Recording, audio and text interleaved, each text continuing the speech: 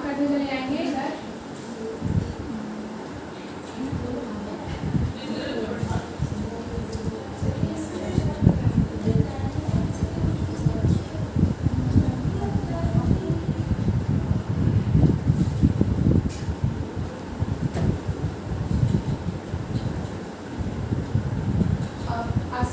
अब इसका भाग करेंगे 80 से 10 में। जैसे हमारी y थी 10 तो इसी हिसाब से हम इसका भाग करेंगे।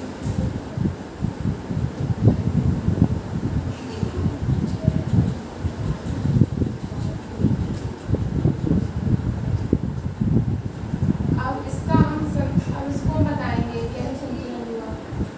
जैसे एक संयोग ये बन रहा है और एक संयोग ये,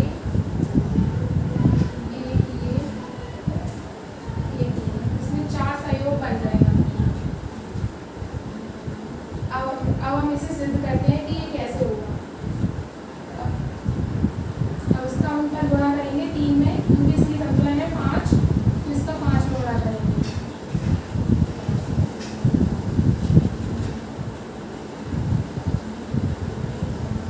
अब जी ऊपर वाला है ये कि इसका गुणा करेंगे हम 10 में। अब ये हमारा संतुलन नहीं है क्योंकि m है 40, तो इसको हम 40 निकालेंगे, क्योंकि ये हमारा संतुलन नहीं है। अब दूसरा करके देखते हैं। हमने इसको योग किया तो ये 25 ही आया है। m है 40, तो अभी हम और करते हैं और आगे देखते हैं।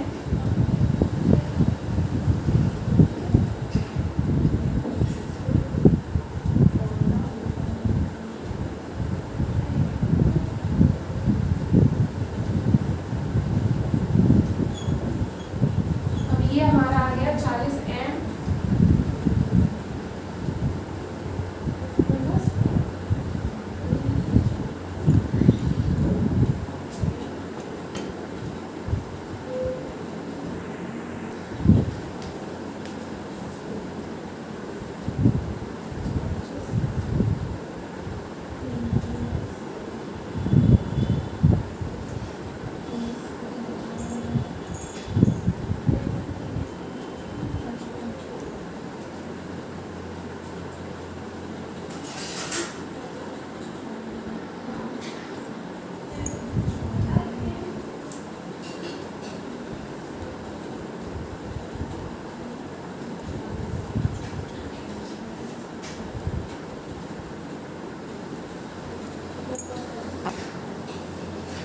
जैसे इसको हमने इसमें गुणा किया तो फिर ये 70 आएगा। तो m है जैसे हमारी 40, तो ये भी इसका संयोग नहीं है।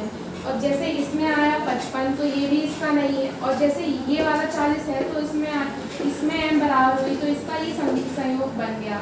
ये हुई हमारी। ये दोस्तों, हमारी ये जो बच्ची है उसने ये बताने का प्रयास किया आप लोगों को कि उपभोक्ता संतुलन में कब होता है, जब वस्तुएं 2 होती हैं।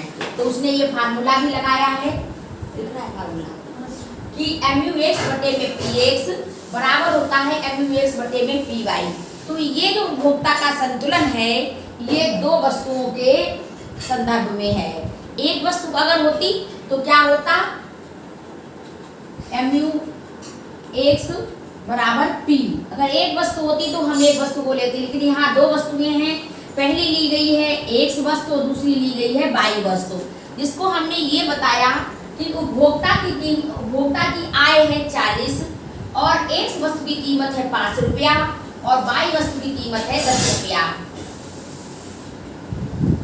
तो ये बच्ची ने लगाया और उसने ये सिद्ध किया कि हम अगर 5 से X वस्तु की इकाइयों को भाग देते हैं तो हमें ये PX निकल करके हमारा आता है। और अगर हम Y से हम Y वस्तु के कीमत से हम भाग देते हैं तो हमारा ये निकल कर आया, जैसा कि निकल कर आया है।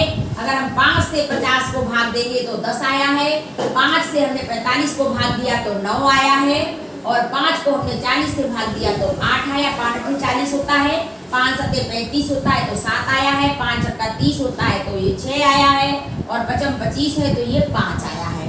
इसी तरीके से हमने MUX बटे में MUY बटे में PY से जब हमने किया है भाग तो हमारा ये निकल करके सीरीज निकल करके आई है। इस प्रकार से हमारे जो उपभोक्ता है उसकी संतुलन के 4 संयोग निकल करके आए हैं।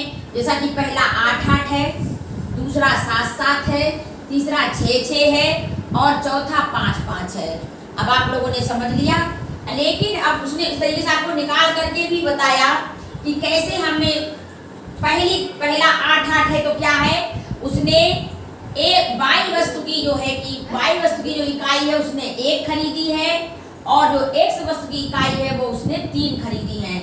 जो तो ये दोनों खरीदता है तो वो 25 रुपए अपने खर्च कर पाता है, जबकि उपभोक्ता की आय कितनी है, 40 है। तो यहाँ पर जो ये कॉम्बिनेशन है ये कम है, अर्थात वो इसके अलावा भी और भी संयोग खरीद सकता है, क्योंकि उसकी आय जो है इस कॉम्बिनेशन पर सही नहीं बैठ रही है, अर्थात कम बैठ रही है, इस कारण वो संतुलन में नहीं है। अब है उसने दूसरा जब निकाला तो दूसरे में उसने इसकी एक वस्तु की इकाइयां उसने 4 खरीदी है दूसरे संयोग में और बाई वस्तु की उसने 2 खरीदी है।